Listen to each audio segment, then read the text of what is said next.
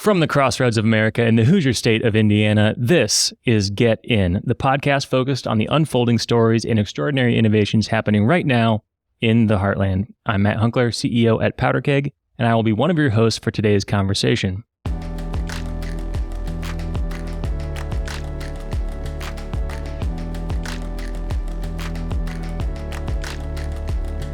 I'm joined at Sweetwater headquarters in Fort Wayne, Indiana, with co-host Christopher Toph Day. Let's roll.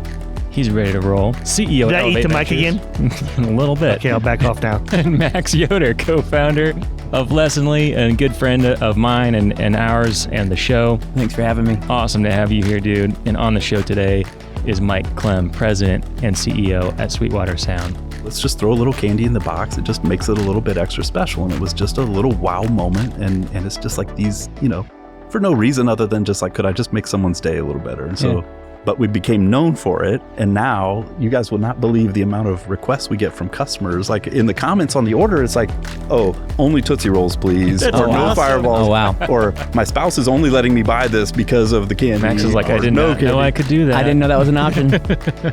I won't use it. I would request hot tamales, please.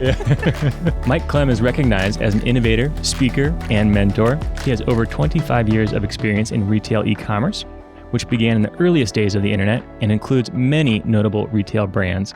Mike is a lifelong musician who is passionate about the music industry, and he is a proud Fort Wayne native, also very active in the community here, and lives here with his wife and 4 children. And Mike, thank you so much for hosting us today. Love having you guys here. We are so pumped to do this. I want to share this with our listeners because I think it's kind of fun.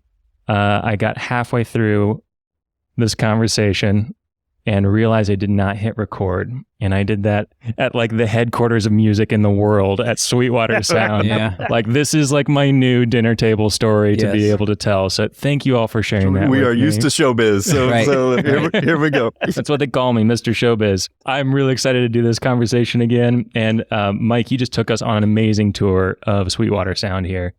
There's so many things that you showed us, and I know we're going to dive deep into the inner workings of this business that is just doing business at a massive scale, but wanted to start a little bit with your background.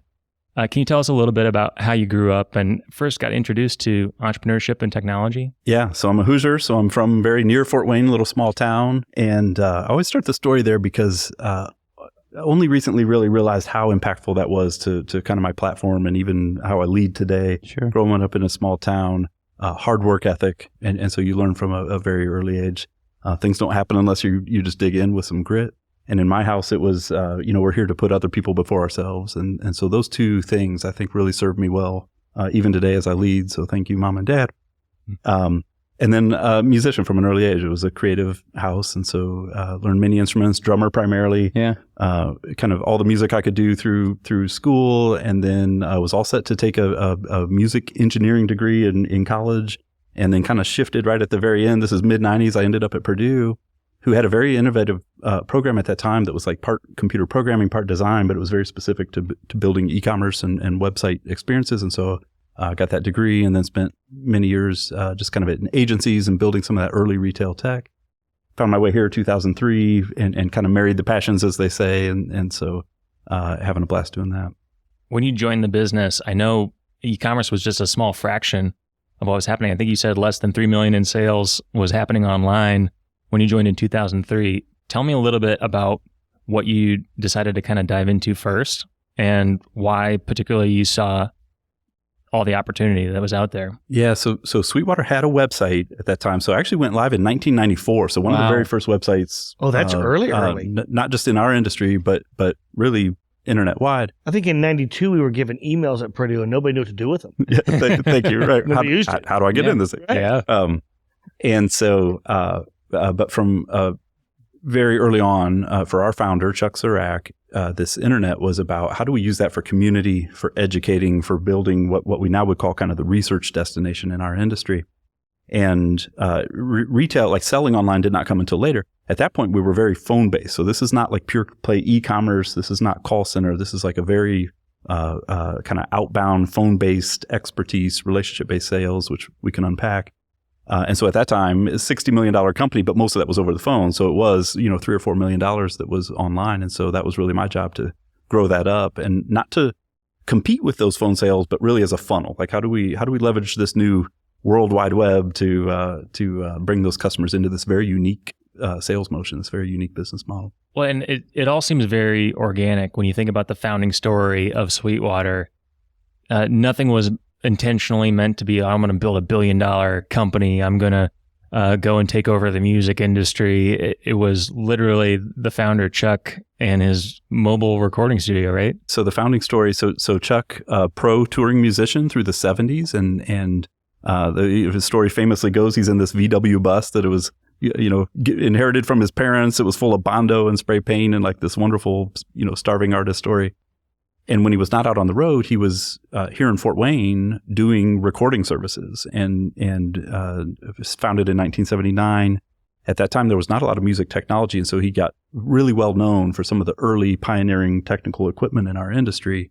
And all of a sudden, the phone is ringing, and it's very major artists saying, "Hey, we hear you're the guy that's gotten really good at this technology." Is he designing that technology, or is he reselling? At that point, it's like other people are manufacturing it, but they're just like, there was no internet. So it was like, how do I use this thing? He's the guru. How do I? And so he just kind of figured it out. Fine tune, tweak, and make it all work right. Right. And so then let me help train you on how to get that sound. And now let's start trading sounds. And so like there was like this just really started as a community. And then that evolved into retail, which was like, oh, well, can you sell me though? I don't know. Let me find out. Right.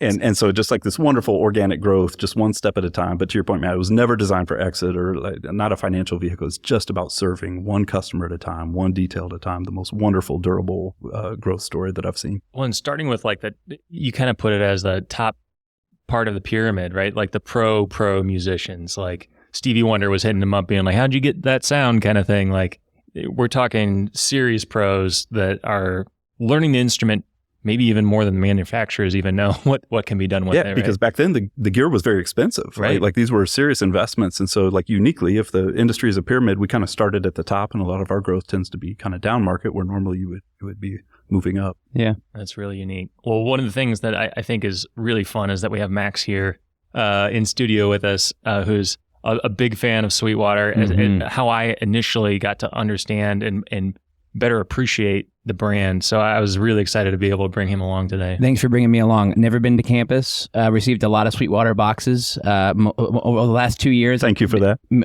My pleasure. Been building a studio, just a small little studio for myself and my friends to enjoy. But my actual musical journey, I'm excited to tell you, started with a Sweetwater engineer who was one of my best friend's cousins, giving me a piece of gear. It was the first piece of gear I ever got. It was a Tascam recorder, 2-channel. I did not know what to do with it. I didn't know how it worked, and I just got to tinker with it, plug in a microphone, and be like, why can't I hear anything? Oh, it's because it's not on the microphone line. Just messing around, because he worked here and had access to that. He had an extra recorder. I get to start recording. It's what I do with all the free time I have now, and it started with somebody who worked in this building. Love it. 6 years ago, I started, dabbling, buying some things, and I got introduced to Henry. And I'd like to talk about your model here because I think this is really sets you apart. Henry Moore, who's my Sweetwater engineer. I'm maybe buying one thing a year at the time, but Henry knows who I am. He checks in on me. He asks, if there's anything else I need, and most of the time, then I was like, not really, Henry. Kind of at stasis. A couple of years back, I start buying more. Henry's still the guy, right? I don't get switched to a different guy now that I'm starting to buy more. It's still Henry. And Henry's like, so what are you making? So I send him some songs. And what I love about it is I don't usually get to touch the equipment that I'm buying. I might be buying a compressor, which is a very nuanced tool. You can use it in a non-nuanced way, but compressors do things that are sonically like pretty nuanced. So I don't necessarily know exactly what compressor I want and which one I need, and I don't have 14 of them in front of me to try out. So I talked to Henry. Here's what I'm going for. Here's what I'm looking for. And he's like, I think this might work for you. You could also do these too. He maybe steers me away from something that I think I want. And he's like, well, what are you really trying to do? All of these things I don't get anywhere else. And I really need them in this process because Henry likes music as much as I do. So I guess I'm going out of my way to say that is unique to me in terms of how I interact with me growing up. I thought of Sweetwater as an online store, right? But it didn't feel like an online store because I knew a person there. And I got to meet him for the first time in person today, which was really cool. Anyhow, I just find that to be special. I don't think people know that. I don't think people know necessarily that is such a way you set yourself apart from many other e-commerce players. Yeah, I love that. And it's a unique business model. And so here's Sweetwater, about $1.5 billion company. We serve musicians, content creators, about 10 million customers, all the way from, the school kid learning to play at band up through people, building a studio at home like you, professional musicians, but also a lot of B2B. So recording studios, churches, schools, cruise ships, NFL stadiums, like these are all our customers, very wide range of customers. But the model is the same for every one of those, whether you're the kid or the NFL stadium. At the heart and soul of our company is what we call a sales engineer. So 650 men and women recruited from all over the country. A very prestigious job, actually. You come from a pretty serious music school, or I used to record, or used to tour with so-and-so. And so like you find your way to Fort Wayne, Indiana. You go through an incredible amount of training before you ever interact with a customer. 13 weeks, in fact. We call it Sweetwater University. That's cool. It's a curriculum, it's classes, product training and business and customer service. We talk a lot about you're either adding credibility or you're taking away. And so we invest deeply in these sales engineers before they get on the phone and are part of our credibility. As a customer, you get paired up with one of these experts. And so over time, interacting with us, you get that same person. So that's why Max knows Henry so well, is because we're not just waiting for the phone to ring. I even feel like I know Henry. Yeah. Right? Like, this is awesome. I want to be friends with Henry. Thank you. So we're nurturing that relationship. And that's really the magic here. This is not transactional e-commerce. This is like true one-to-one relationships. And so you get paired up, and then we're actually making outbound. We're checking back in 6 months later. Hey, I thought of you today. You told me you wanted this kind of sound. We actually have a product that's doing that now. You got to check this out. Right. So that's the kind of relationship. And so that times, millions of customers is really what differentiates. A major moat, right? Like, I mean, other people trying to get into this industry are going to have to do it that well if they're going to displace Henry. Right. Not easy to do. Yeah, that's right. And again, starting at the top of the pyramid, that's why we were able to do, we can invest in these really serious accounts, and then now it's just a matter of scaling. So we use tech and innovation kind of to scale that almost old school mom and pop customer service model. Can you maybe go a little bit deeper than that on the tech side of things? Because walking through the halls here, I mean, you see dashboards, you see like crazy setups with multi-monitors and quick hot buttons, and people having impassioned conversations about, no, I really think they might have recorded it this way. Like that is so cool. But to be able to do that, $1.5 billion a year at that scale, how do you do it? Can you, you don't have to share the trade secrets. But the simple answer is we just know our customers at a more intimate level than most retailers. And it's because we're on the phone with you all day long. We're not just looking at online behavior, clicks or searches. Like we know the passion, the emotion under the sale. Oh, you're trying to record an album. Oh, you're trying to play live. And so like we take the time to just understand. And in a high passion industry like this, it's fun to talk about rock and roll. So we get to spend a lot of time with our customers. Even when we're not selling, we're learning. And so we have a really powerful CRM system. We're listening to this call. Oh, you collect guitars. Check. Oh, left-handed guitars. Check. And so we're storing all this understanding of you so that we can add more value for you. Like some retailers would, that's like a sales tactic. And like for us, it's like, no, we're just trying to support the relationship and add the most value at a very human level. And so when we learn all those things, now I can just not only do product recommendations, but we can customize your content. And now I can send you videos, or I can send you articles that I know are relevant. Right. And so it's really about surrounding that whole musical journey. And so we just understand our customers at a deep level. Like maybe talk a little about how the needs of musicians, professional and or versus hobbyists, and like how their needs changed, and how like the macro changes in music change those musicians' needs.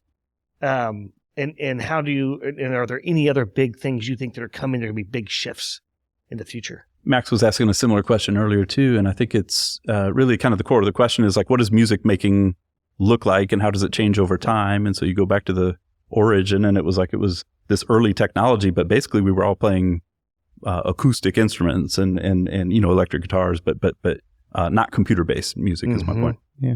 And so then I think probably the first evolution is like, okay, now there's computers, now they're affordable, now there's software at home to do recording. And so like what used to have to be in a really expensive recording studio, now we can do in our bedrooms. Right. And now I think in recent years, we're even seeing, oh, wow, now it's really high quality gear that I can put in my room. And I think Max is a good example of that.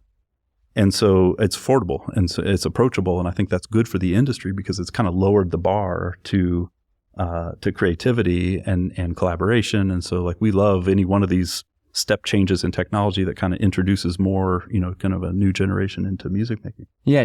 Sorry, go ahead, please. No. 20 years ago, Apple buys eMagic, I think that's what it was called. Well done. And creates releases GarageBand maybe a year later. I would be so curious. Can't know this. How much your growth and the fact that GarageBand became something that was on every hobbyist Mac computer. I mean, having GarageBand on my computer made me more interested in music. Oh, that's interesting. And how that was a move you weren't colluding, right? Just two trends that come together to create so many more people who can make music and who need a microphone. And then podcasting as well. I'd be very interested to hear how you've seen all those things rise, and I'm sure you've risen with them. Yeah, for sure. And so now it's on our phone, and so now it's mobile. Now I've got literally a recording studio in my pocket, right? And so now I can do mobile recording. Now I'm on an app. It's like it's engaging an entire generation of music makers that otherwise weren't going to be introduced to that. So I think great point. GarageBand I think has been wonderful. And now we think about where does it go from here? And it's like now we've got generative AI, and you can't do a podcast anymore without talking about Gen AI. Sure, yeah. Of course. We actually get really excited about it. I think it's going to be good for the industry because it will lower that bar again. And so now I can sit at a prompt and I can say, hey, make me music that sounds like this. Oh, wow, this sounds great. And so now, this generation will be introduced to, wow, this really sounds good. I want to do more of that. Oh, now I want to get more serious. Now I want to buy gear. And so it will kind of change the entry point, we believe. Totally. Do you think generative AI will change the authenticity of an artist versus someone who's creative at putting sounds together? And I'm not diminishing the generative AI, the future of what music might be, but like let's take Michael Jackson or Madonna or Hank Williams or these just amazing musicians that are timeless and reinvent themselves. Do you think the artist will change, like what makes you an artist will change in the future because of generative AI? I think we've got a lot to figure out. Mm-hmm. I think it will lower the bar. I can start making music with less talent, if you will. Yeah. Sure. That's good, but like one of the challenges we have with especially music programs in schools is it's like it takes a lot of grit and effort to learn an instrument, and in a world of instant gratification where I'm otherwise just want to be gaming, or, right? Now I think for the first time it'll be like, oh, this is sounding good. I can get some more traction. What it means for more major artists is sort of interesting to figure out, and there's all kinds of like even the Grammy Awards is trying to figure out, like they just published some policy of like, will Gen AI songs be eligible for award? There's a whole lot to figure out. What about rights management? What about when it learned from previous works? And so a whole lot to figure out. I think, and Sweetwater thinks, if you really are in it for love of the game in this industry, there's no replacement for just like really enjoying collaborating and making music. Right. So it will change the tools. We've seen it before with other tech, but at the heart of it is it's like, nobody wants a computer to just replace such an emotional expression. One of the things that Apple also introduced recently was the AirPod Pro with the spatial audio, and we got to experience here in studio someone mixing and putting together a spatial audio experience, which is hard to describe.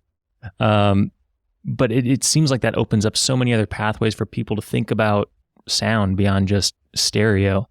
Can you talk a little bit about other things like that, or that specifically, and how artists and music is sort of evolving with this new technology? Yeah, so spatial audio. So for our listeners, so stereo sound where I have a left and right speaker, and then surround sound like many of us have around our TV. Like the next evolution of that is spatial, or maybe you've heard of Dolby Atmos, and so it's a very specific number of speakers around the listener, and now in earpods.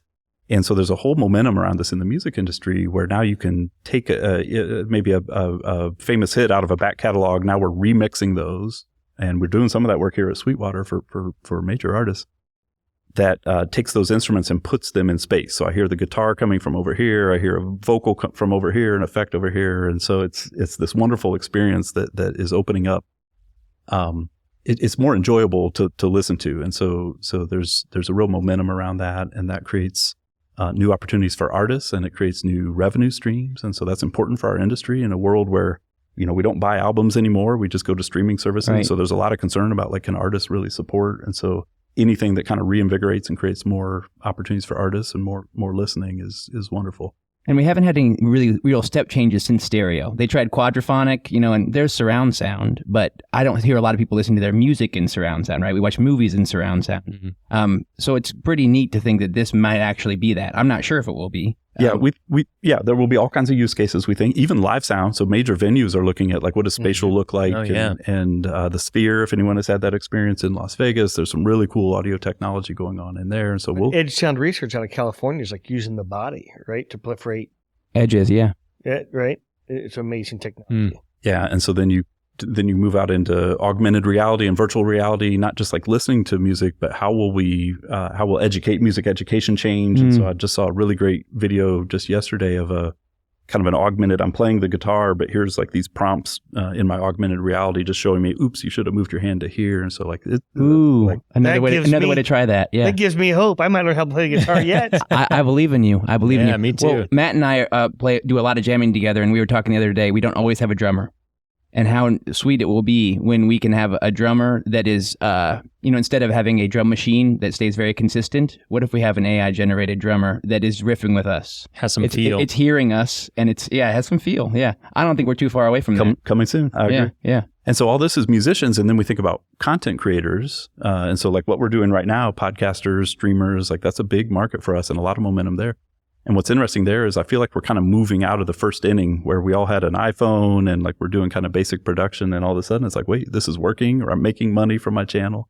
And so we're seeing this real momentum right now to kind of upgrade into intermediate and pro. And so like there's this entire generation of, when I grow up, I want to be a YouTube star. Yeah. And we're seeing people like really start to do it, like it's working. And so we're finding great momentum. It really does seem that you mentioned YouTube.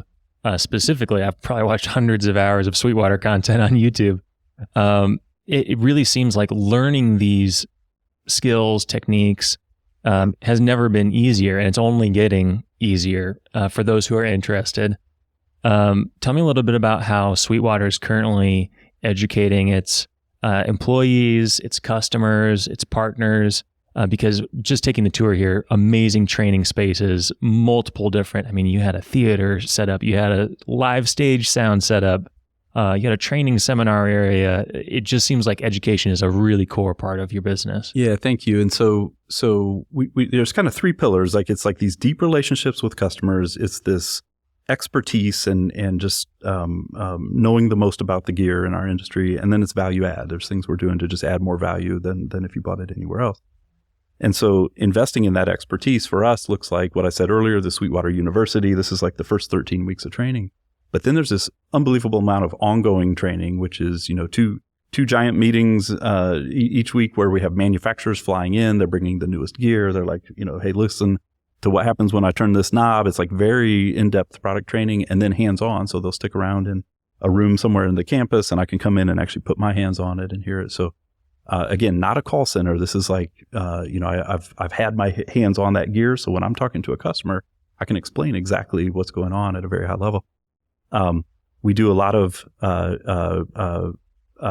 we have vendors who actually have offices on our campus. Vendor Village. Well done. That was cool. So like, hey, I don't know about this question. Let me just walk over and ask the manufacturer who has a presence here, and then sometimes even jump on a 3-way call. And so we do a lot of investment there. And then we just have the studio, world-class studio on site. The engineers can come down and actually put hands on the gear in a live recording studio or in our store. And so we make all these investments into our people so that they can speak out of a position of authority. One of the things that stood out to me as we were kind of going through Creator Row, I don't know what you call that area of the campus, but you literally have session musicians that can come join, and obviously big name artists come through here in Fort Wayne and want to record something and say, hey, I need a drummer. It's like, oh, well, we got a world-class drummer who played with Genesis and all kinds of other bands. Just let me go get him. Like, it is incredible the amount of ways you go above and beyond. And it really seems like that aligns with this, I don't know if it's a stated core value, but trust. Oh, well done. Yeah. And I said earlier, like this research destination. So from a customer standpoint, what we're trying to establish is like when you start a purchase journey, and I'm just in that first stage of like discovering a product, like we really want you to think of Sweetwater first. And so that's why we go over the top with all these investments in video. We write all of our own product copy. We take high-res photos of nearly all the products. We do video, 360 spin. Like, you will find more research tools about these products on our website than anywhere else. And that's an investment so that as a customer, you can start your journey there. And then we add more value. So like one thing we've learned over 40 years is just an incredible, it's a competitive mode, as Max said earlier, but we, in an industry where prices are very similar, we believe that we want to invest more in giving you more value. There's a phrase that Chuck would use, lagniappe. It's a Southern term. It just means give you a little bit more value than you expected. And so for us, that's, we do free shipping. We do a free 2-year warranty with nearly everything that we sell, where you would pay for that anywhere else. We do a tech support on the phone after the sale. Like, let's, hey, I'm having this error trying to install the software. No problem. Let's help you out. Just call in. We'll take care of it. We do a really unique thing with guitars. So we call it Guitar Gallery. We take every guitar out of the box, $399 and over. It goes through what we call a 55-point inspection, where we have technicians actually looking for cosmetic imperfections. Love that. Playability. They're actually making adjustments. So it's like literally better than factory fresh condition. And then it goes through this Guitar Gallery where we're taking high-res photos of each guitar. So on our website, you can actually look at, if we have several of that guitar in stock, ooh, I like that wood grain specifically. Let me reserve that serial number, and we ship that one to your door. So all these investments, not just in content, but then in that value stack. And the reason we're doing all that is because we're really trying to bridge that gap back to brick and mortar. This is otherwise a very emotional purchase. So I want to go to the local store, feel it, touch it, hear it. And so for us, that's really bringing you close so you feel like you got up close and personal with that instrument and have all the confidence and trust, back to your point, of buying online and kind of best of both, if you will. I think this is really smart. And so I feel like we're going through a full cycle. And so in the old days, you go back, well, what's old days? But let's just say you go back 30, 40 years, 100 years, right? If you're a merchant in the middle of town, there's a one-on-one relationship. I know who you are. I'm selling to you, I'm buying from you, et cetera. It's an experience. And so that's how businesses were built, based on relationships and experience. And then this thing called the internet comes along, and we all became detached. And so it's very transactional. It got disembodied. Yeah. Got disembodied. And it's almost like humans subconsciously want to get back to the experience, which is what you're delivering today, is I will all day long, I'm just thinking about when I call, MX, or I call whatever I call the customer service number of, I just want to talk to Max, okay? Because I'll remember Max. Max may not remember me if it's 10,000 customers, but eventually Max probably will, right? So like, this is a message to all those companies out there, because you do that naturally in a startup because you only have 3 customers. So naturally you're one-on-one relationship. But then it breaks down at some point as companies grow, and you built the infrastructure, Mike, to like maintain this, because that's just, it's in your DNA. And so like, what advice, and maybe it's hard to talk to other companies out there listening that are maybe more medium stage companies that have lost that one-to-one, the ability to one-to-one touch their customer, and the absolute requirement to get back in there, because given the choice between that water bottle and that water bottle, I'm going to choose the best experience every time.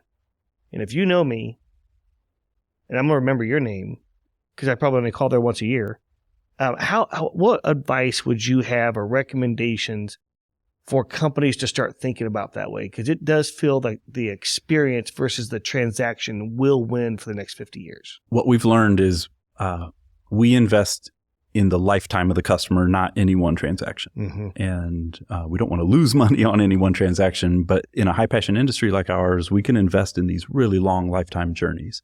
And so that's why we go so deep with the relationship. We can bring a human into the loop. So we have kind of the same understanding of customers as other retailers do online, but then we have this really unique ability to say, oh, it looks like, Max is in market for whatever next product. Why don't we just shorten that journey and get a human to come in and really just meet you early in that journey and add more value in that way?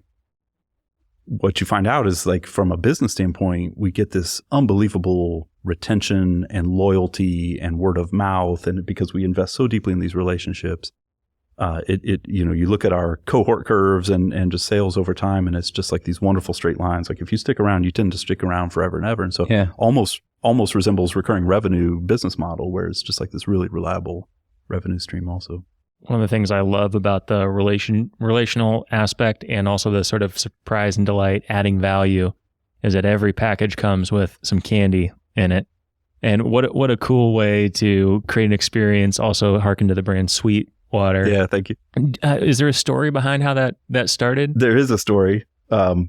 So I think there's a story. As I understand it, it was just a Chuck Surack thing. It's just like, let's just throw a little candy in the box. It just makes it a little bit extra special. And it was just a little wow moment. And it's just like these, for no reason other than just like, could I just make someone's day a little better? And so, but we became known for it. And now you guys will not believe the amount of requests we get from customers. Like in the comments on the order, it's like, oh, only Tootsie Rolls, please. That's or no awesome. Fireballs. Oh, wow. Or my spouse is only letting me buy this because of the candy. Max is like, or I did not know I could do that. I didn't know that was an option.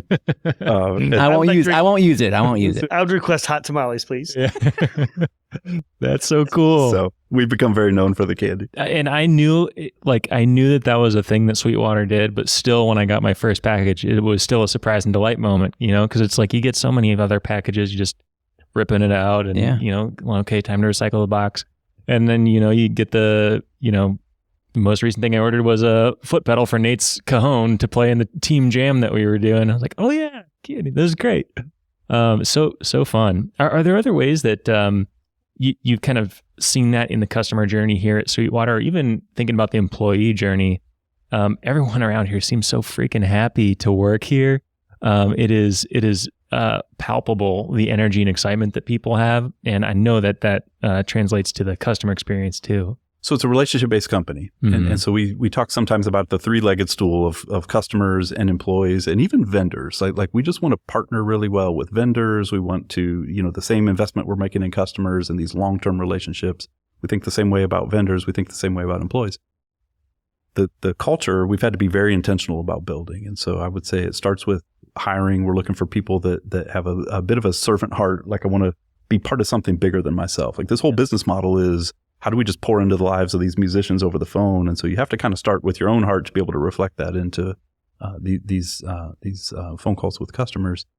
And so we're hiring the right people. And then the space, this campus, we've made a huge investment in just wrapping structure around what does it look like to have community. And so we're bringing all these employees in from other parts of the country and kind of displacing you from your normal support network. So we really try to build that up with all kinds of opportunities to meet other families, events that we do. Like we try to just like do life together, not just business together. That's an important concept. There were kids in the cafeteria when we had lunch today. There's families in there. Like bring your family in and now we're meeting other people and it's like these little collisions. Like we just love that. I thought that was cool. But then in amenities. And so we have this fitness center, this doctor, this nurse, this hair salon, racquetball court. And so like we just invest in space and because we think it matters. We think that culture and like building that, kind of putting your money where your mouth is, I guess, and just building a space that we all enjoy. And it does. So you walk around the building. We saw it this morning. All these people are smiling and we get that comment all the time. And they're like, is this a cult? Like what is going on? And like,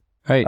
No. Well, and the signs all over that say, just do the right thing. Yeah. And which sounds so boxy, but we've just realized you live it. It's very real. And it shows up. And we talk a lot about take care of one customer at a time, one detail at a time. Do that with passion and precision, and the growth will come. The money will follow. Do you think that being headquartered here in Indiana has a positive effect in that way? I think so. Don't you guys see it? I think in other places, it's like there's something very real about Midwest values and work ethic. And I think that's very real because we have a lot of presence also in Manhattan or LA or Nashville, other music cities. But there's just something special about this culture here that lets life slow down to zero. We're not trying to be something, it's just we can be very natural. And I think that shows up in the relationship. There's an old story out there that I think it was Warren Buffett that I can't remember if it was directly or with one of the companies. I think it was one of the companies he invested in, but that CEO would proactively ask people applying for jobs at that company, were you raised on a Midwest dairy farm? Huh. Yes or no? And if the answer was yes, hired. A Midwest dairy farm. Midwest dairy farm. Okay. Specifically. Did not matter. College, no college, nothing mattered. Midwest dairy farm, yes or no? You're hired. Automatically. We'll figure it out. I would have not gotten hired. That is so funny. we did I can't make this up though. We did a promotion this week, a young woman who grew up on a Midwest dairy farm and 100%. Wow. It was like there's a work ethic. There's a work like, correlation. You understand. A genuine desire to serve, right? Right. The customer. And there's a grit and there's a pace and a hustle. And that's, we talk a lot here like how does Sweetwater win? And I always, it's like peeling an onion, and at the very center is heart. Like this is a company with a heart. Yep. We surround that with an obsession over details like I've never seen anywhere else.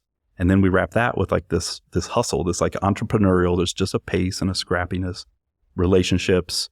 You can get that far out the onion. I haven't said a thing about musical instruments yet. Right. Like there's just a foundation here that's based in those personality traits. Then you get to gear advice, and then finally you get to tech that just kind of scales and kind of, empowers the whole thing. So that's how we think about it. Well, you read my mind because I was just about to ask about musical instruments. Yeah. It stands out to me that probably 70 to 80% of your team are musicians themselves. Do you think that musicians make particularly better employees, or do you think that there are things that musicians in particular bring to the job that maybe non-musicians? Yeah, that's a fascinating question. I think there's plenty of research that says, as musicians, like it really trains our brains to think and problem solve. And so like there's wonderful research around all that. I think for us in particular, it's like you really do have to kind of be in love of the game, like to really kind of understand the customers well. Mm-hmm. And it just creates a better experience when passion is igniting on the phone, because it's like we're speaking the same language. Mm-hmm. And so not just the sales team, but like all throughout the company, like when you kind of understand your customer at that level, like what we've learned is that really matters a lot. Yeah. I want to ask a few more music questions if you don't mind, because we've spent so much time getting business knowledge from you. This is a question I've asked only a few other times on the podcast, but I think you probably have some interesting answers. One of the things I've noticed for me personally is that during certain seasons of my life, there's an album or a song that really stands out. And it's just like, for this season of my life, this is the album. Like Tom Petty Wildflowers, like this is going to be on repeat for the next however long. Are there any songs or albums for you that stand out to any particular seasons? I get this question a lot, and I always have to answer like no, like we love all of our kids. They're all customers. So like that sounds like that's fair. That's favorite teams. Yeah. But what I've learned, so a musician, and I've gone through several seasons myself, or different bands play different styles or whatever. So I have a pretty wide taste. Yeah. What I love is like this world of Spotify or streaming services where it's just like, I don't know Spotify, you tell me. And like just, I love discovering something new. And it, I don't know. That's how I love that. Yeah. I listen to a lot more Ethiopian music than I ever have in Spotify. And I had no idea that I was I was going to enjoy that at all. And now it's a big part of my catalog, that's awesome. Which is bizarre. Yeah. Love it. Thank you, Spotify. I'd be curious, a similar vein, music oriented. You've had some legends come through here.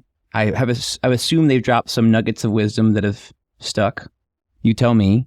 I'd love to hear, even if it wasn't somebody who we consider legendary, just somebody who just said something here, came through, gave a talk, answered a question, and it stuck with you. Yeah, we do. We get all these artists that come through. We had this discussion a little bit earlier in the day where, there's like these major artists, like these Billboard artists or whatever, that are wonderful and famous.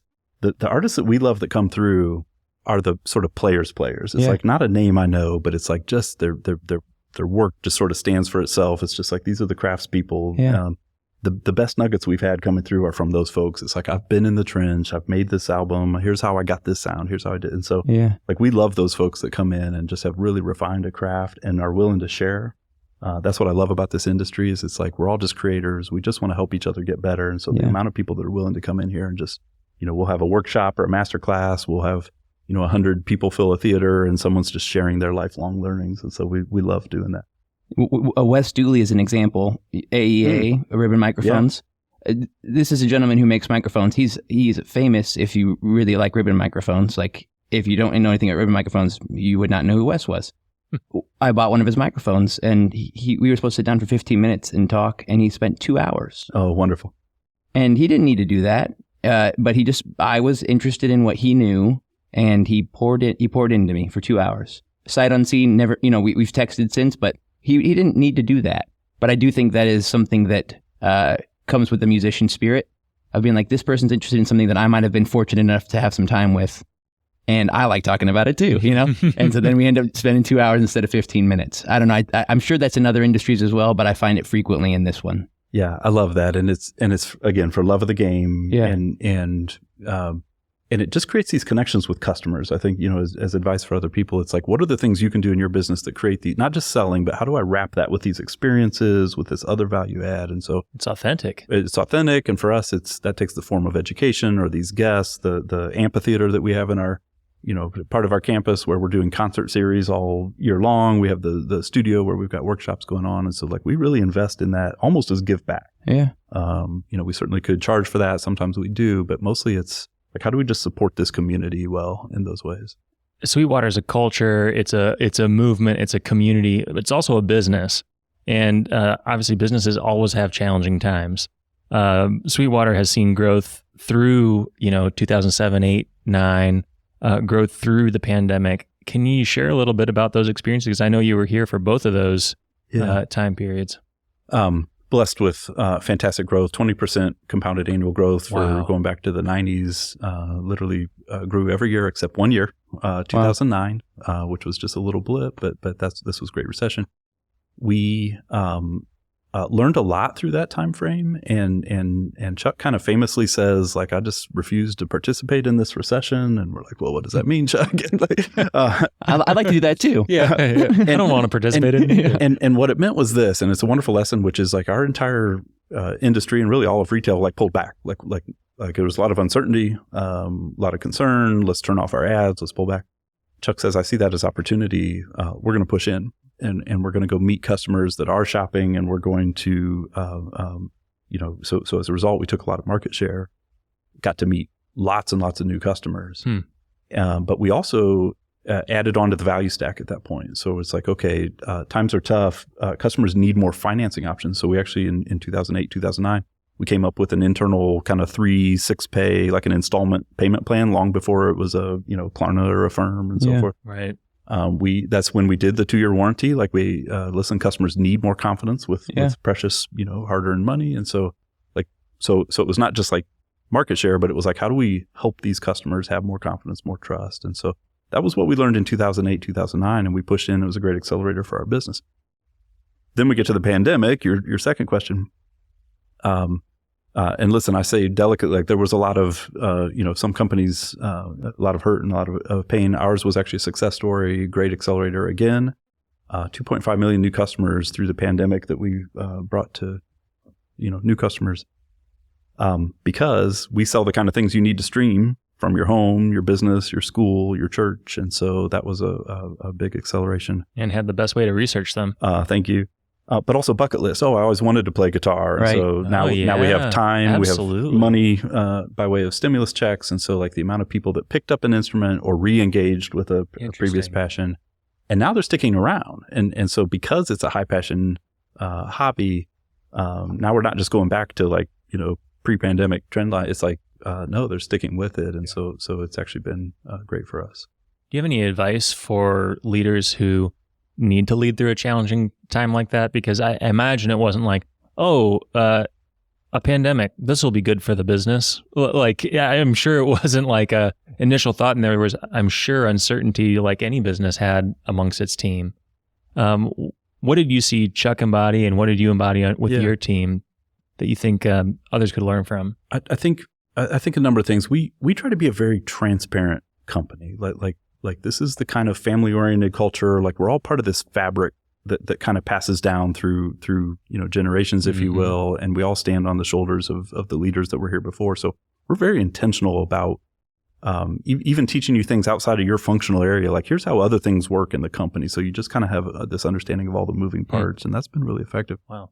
We also we invest a lot in our frontline leadership, like this idea, like you quit your boss, not your company, and so like we take that very seriously, and so we really do a lot of development training and at that front line, and we lead in proximity. This is something we've learned, which is like be in the trench with your team. Like they need to know that you're there. I've got your back. Like we're in this together. Like you've got to be close to your teams, whether that's remote or distributed or on site, but just like. You've got to be with your people and have them feel that connection is there. That's something we've learned. I would imagine it's a little bit, the metaphor that has come up a couple times on the podcast is it's a little bit like a tuning fork. Huh. If the leader is vibrating at a frequency that's like slow and steady, it's constant, this is middle C, or this is, whatever that frequency is, the rest of the team can kind of gel to that vibe. Resonates, yeah. Yeah, it resonates. Yeah, and we wrap a lot of structure around that. So this is a company, no shortage of good ideas. We have great people, great ideas. Like for us, the stretch is in the middle. Right? Like our challenge is sometimes focus, which is like, are we trying to do too much at once? I bet. And so for us, it's like getting really good strategic plans, good scoping, good requirements, and then good operational rhythms that say, do we have the right cadence of meetings? Not too many, not too few. Do we have the right people? Do we have the right prep? And so like we put a lot of intention into like just kind of structuring the work itself so that we're being good to ourselves. What's Chuck doing these days now that he's not at the CEO helm? Yeah, thank you. So Chuck stepped away a couple of years ago from the building after famously, I'll die in this chair. I'll never, Chuck is a man with a heart. Wonderful man. So many things that he wanted to do, from philanthropy to community development. Still has the same heart for Sweetwater, chair of our board. I have breakfast with him, once every 1 or 2 weeks. Probably email him every day. Very much invested. But he just has all these other things that he wanted to do. And so he's very passionate about Fort Wayne and some economic development. And so he's doing those things. He's got a foundation now that's doing some really, really cool work in this region and just supporting lots of things. And so we couldn't be more proud for him. So a little bit out of the day-to-day, but just only so he can multiply his time, which I love. I love that his DNA is still very much in this business. You walk in the front door and there's a Volkswagen van that looks like maybe is a little nicer than the one I've heard in the stories.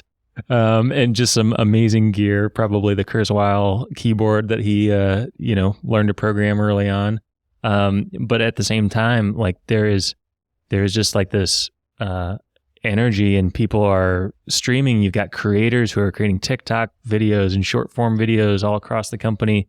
So there's this really neat balance almost of like roots, but then you've also got like these new leaves that are kind of sprouting all the time. It seems just like a very healthy environment. The one thing that Chuck taught us, like when we talk about obsessing over details, like we just hold the bar incredibly high. And that's straight from Chuck. That's a founder led, like, listen, this is the level we're going to serve our customers. Yeah. This is just the right thing to do for humans.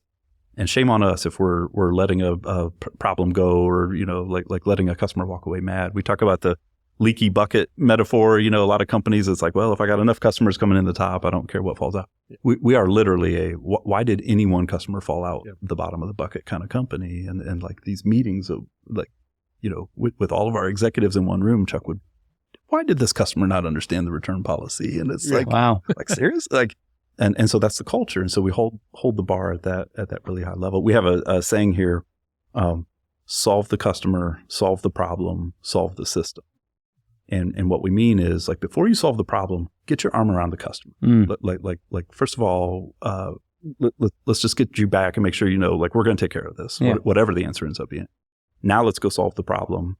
And then let's look at the system, because I bet other customers are having that same problem. And so we think about that system. Me too. Yeah, I dig that a lot. What are you excited about the most right now at Sweetwater? Yeah, and what's the next category? Is there Well, we're running out of categories. So hey, listen, I said one earlier, this creator, like, when we say that here, what we mean is like beyond kind of traditional musicians, but just people that are doing creativity in other ways, and just gaming and streaming and podcasting. Wonderful momentum there. Really excited. Absolutely.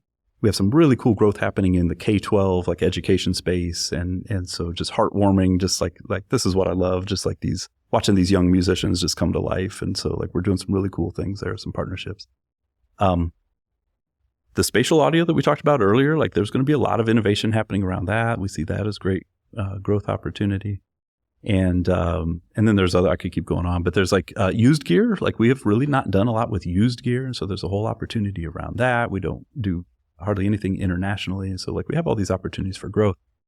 What I would say though is our focus is not really any of those things as much as just staying true to who we are. Like this is like take care of one customer, one detail at a time. And so like we just really think about just like how do we double down on the existing relationships and just really serve well. So that's always our focus, and then just very careful growth outside of that. How can listeners of the show support you and support Sweetwater, support Fort Wayne, and what you're doing for music here? It's more like how can we serve you, and if there's any creativity happening in your house, from music making to your kid in school to creator, like we'd love to chat about that and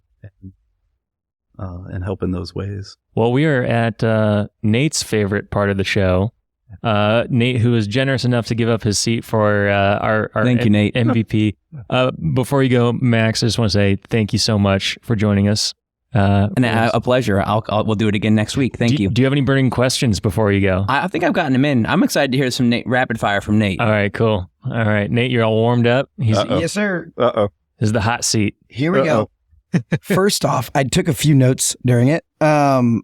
General Electric. It was the David Becker episode who General Electric had it on their application. Are you a Midwest dairy farmer? Yeah. And if you were, you got like fast tracked on top of that. Oh, and interesting.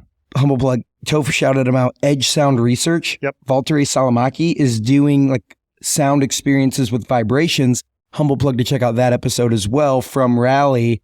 I interviewed him, and it was a really fun time learning about their thoughts on the future of sound. Very cool. Sorry, those are burning a hole in my phone. I like it. There it goes. I just did the same thing with my phone. Yeah, I saw that. Oh, all right. Let's get going. We have a lightning round. Right. We have 3 typical questions for our lightning round. I do have one extra. I know that you Bonus question. You love all of your kids equally. All music is great. Yes. But this is what I want to know. Okay. All right. You're going into whether it's a meeting or a pickup basketball game or whatever it is where you need to be pumped up. What's on your pump up playlist? Oh my word! Besides Thunderstruck. Pump up playlist. I don't know how to answer your question. You're going to strike me out on this one. So it's the Spotify playlist. Like it You just say pump up and anything that comes on. So yes, yeah. I type in pump up. Like, All right. no, listen. Hey, I'm reaching for something older. So 90s. Like I'm probably back to something that's it's going to be rock oriented. It's going to be alternative. Maybe it's like something in that vein. All right. Something 90s rock gets Mike ready to run through a wall. Yeah, there we go. All right. Alt rock. Alt rock. I don't know. Is that cool to say? I don't know Yeah, if that- totally. what Like is it? Foo Fighters kind of. Foo Fighters would count. Yeah, Oh, yeah. okay. All right. I'm just trying to place some it. oldies classics I like. Mike didn't say it. I said it. So no one can pin that on you. There we go. Exactly.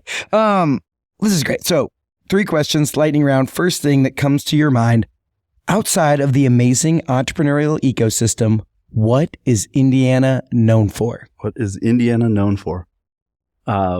Okay, so we're a music company here, so known for some musicians.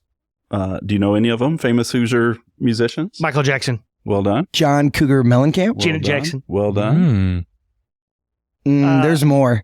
Babyface. Yes. Yeah. Babyface. Who? No. Who's Babyface? I don't want to steal the spotlight from Mike's. You don't have Babyface on your pump up list? Should I? Who else? Axl Rose. Axl Rose. Yes, I went to high school with him. And Wow. Briefly. And Izzy. Yes. True story. You've been sitting on Shannon that one.